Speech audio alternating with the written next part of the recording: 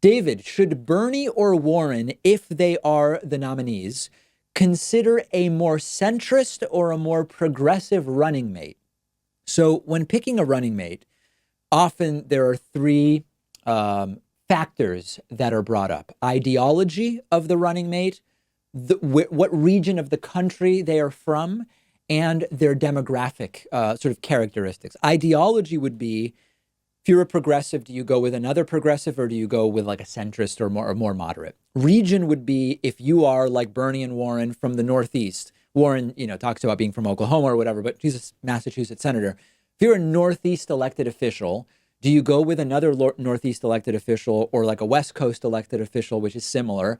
Or do you try to get someone from the Midwest or from the South or something like that? And then demographics. If you are, for example, 70 years of age or older, as both Bernie, I believe Warren's 70, right? And Bernie's older than that. Do you go with a younger candidate or do you go with someone else who is in their 70s? If you are a man, do you go with a woman? If you are white, do you go with someone who's not white?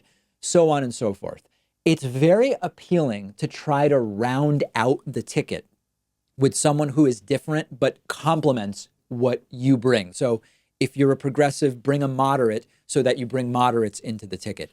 If you are from the Northeast, bring someone from somewhere else so that you have more geographically diverse background. If you are whatever racial demographic, religious demographic, gender, age, whatever, you bring someone different to appeal to different people.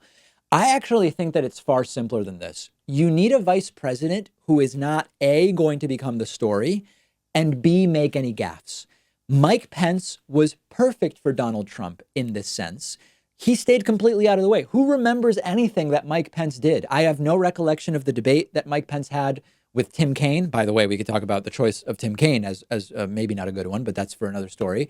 Pence is like a statue whenever Trump talks. Pence is completely motionless. The guy knows how to blend into the background. If Donald Trump ends up impeached and convicted, maybe Mike Pence will end up as president of the United States. And that's priority number one. Someone who's not going to get in the way or do gaffes or whatever. In addition to that, if you can find someone that is a complement ideologically, regionally, or demographically, that also helps.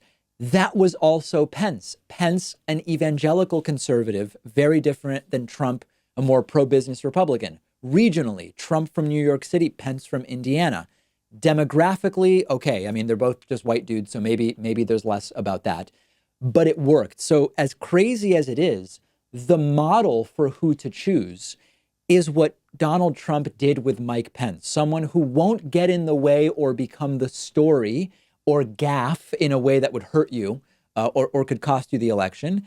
And if there's some benefit to some of the other characteristics, all the better. I would go away from making the primary choice about progressive candidate should have a progressive running mate and we're going all in on progressivism. Or progressive candidate should have a moderate running mate so that you can appeal to both moderates and progressives. This is going to be a turnout election. This is going to be an election of how do they face up against Donald Trump, particularly during the debates and with the nicknames and everything else. That's where I would prioritize my thinking. And if you get some benefit along the other paths, ideologically complementary, geographically complementary, or demographically complementary, all the better. Let me know what you think. We've got a great bonus show for you today. Pat's bonus show on Friday. Join Pakman.com, sign up for a membership, and get instant access to the bonus show.